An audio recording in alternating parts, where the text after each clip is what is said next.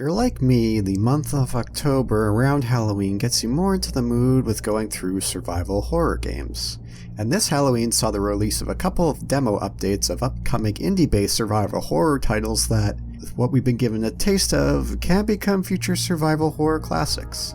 These two games I'm speaking of are Alisa and Conscript. Both Alisa and Conscript take very different approaches to survival horror, but both are cut from the same cloth of wearing their survival horror influences. So let's take a look at Alisa and Conscript, and why what they have delivered so far looks to be very promising titles to the pantheon of survival horror. Full disclosure here that I am a Kickstarter backer on both these titles, and to note, these were the first Kickstarter titles I've backed in several years. It's always a crapshoot when you pledge to a Kickstarter, but I'd rather pledge to some smaller independent developers than veterans of the gaming industry who, more often than not, tend to screw the pooch and not deliver on their promises. Here's a vaccine in my backpack. Don't worry, help will come our way.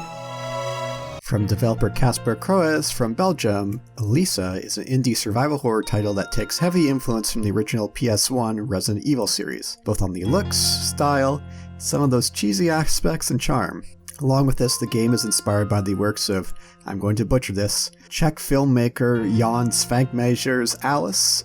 This game is made in the Unity engine and does an incredible job of recreating those PS1 survival horror aesthetics like Resident Evil 1 and Alone in the Dark, right down to the smallest detail. If I hadn't known and someone told me this was a PS1 title from 1996 or 1997, you could have fooled me.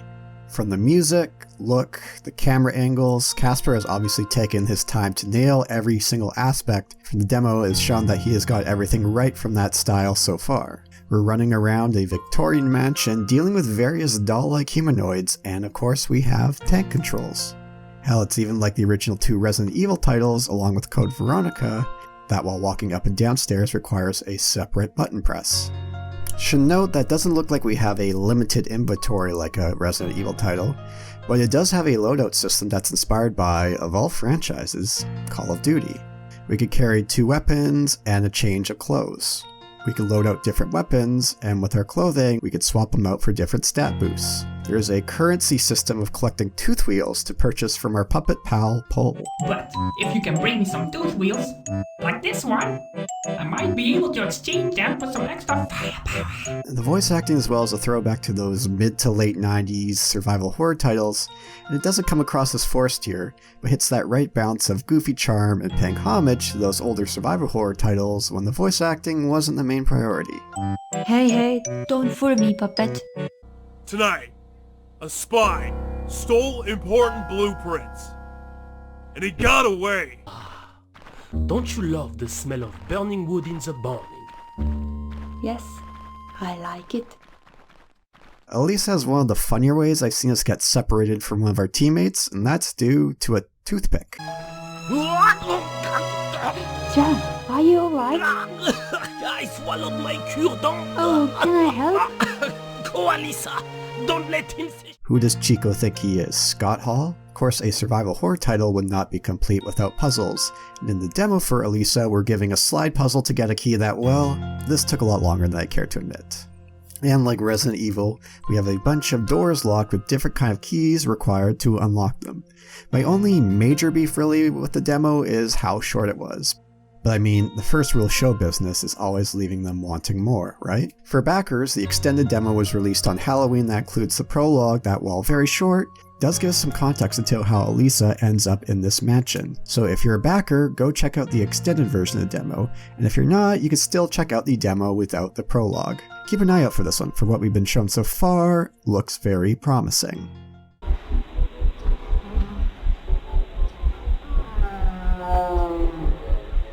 While Alisa has that tongue-in-cheek B-movie feel that Resident Evil goes for, Conscript goes in a different direction as incredibly dark and bleak. If the demo is any indication of what to expect for the rest of the game, this looks to be an excellent addition to the survival horror genre. Conscript comes from JD, a history student from Australia, and pulls heavily from the first 4 Resident Evil and Silent Hill titles.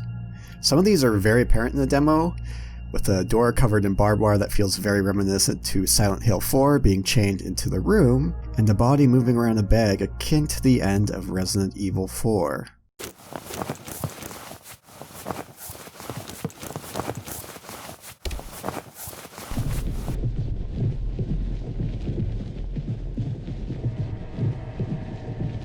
Feeling that the World War I setting was underutilized in the gaming space, JD has set Conscript in the brutal, terrifying trenches of World War I. This game goes for a top-down, Game Boy Advance-like aesthetic, and it looks like it could have been a Game Boy Advance or even a Nintendo DS game. This is an interesting style that I don't see really often in the indie space, with 8-bit or low-poly PS1 aesthetics like Alisa tend to make use of, and it really helps this game stand out. Most games using the Game Maker engine are easy to spot a mile away, but Conscript was not. I had to look this up on the Conscript Discord to figure out what engine this game was running on.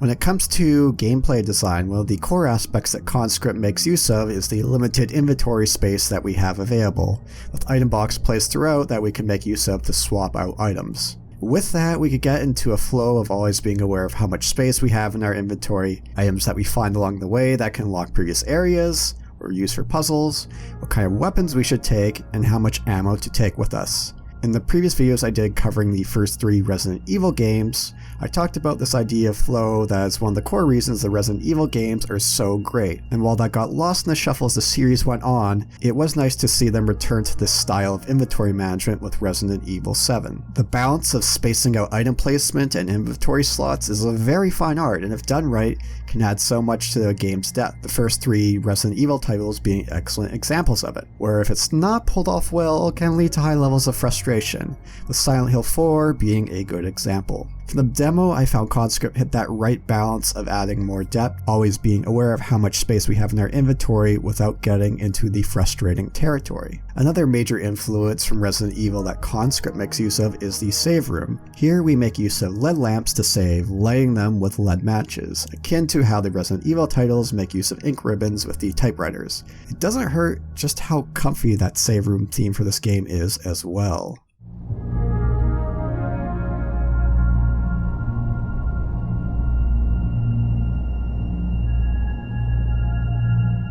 Conscript makes use of the pseudo-Metrovania style of progression that's seen in the Resident Evil titles. As we're progressing forward, we'll be collecting items and solving puzzles, and unlocking shortcuts that loop back to previous areas. And when I realized that the game was going with this design choice, I had a big smile emerge on my face as I unlocked that first shortcut. This kind of thing never really gets old. I'm a sucker for Metroidvania design, as you can see by the videos I've done on Metroidvanias on this channel, so I look forward to seeing how the full game pulls this off. Combat is simplistic and brutal, with our weapons having a ton of oomph and punch to them.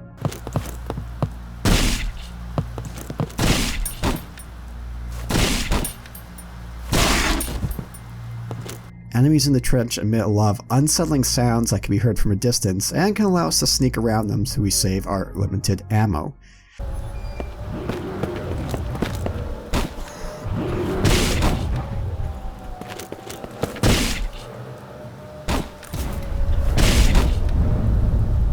The atmosphere of the trenches is absolutely bleak. Lots of unsettling imagery and moments from our fallen comrades to the terrifying enemies.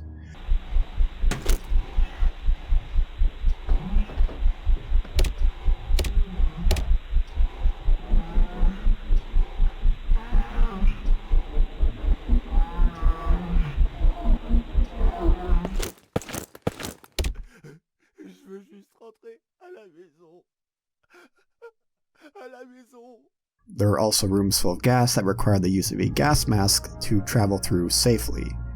The demo of Conscript is quite long and builds to a satisfying conclusion, leaving me wanting more to see how the rest of the game unfolds.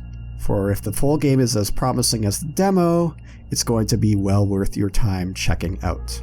That's been my video on Alisa and Conscript, titles that look to be future classics in the survival horror space, assuming the rest of the games turn out as well as the demos did.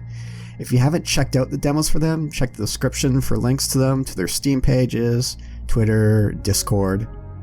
Check out my other videos that cover survival horror games, whether that's Resident Evil, or I also have some Metroidvania titles as well that you could take a look at. If you haven't already, like this video, leave a comment of how you felt about these demos, subscribe, be sure to check the description for other links like my Twitter and Discord. Anyways, I have to go back to punching some boulders. Boulder punch out.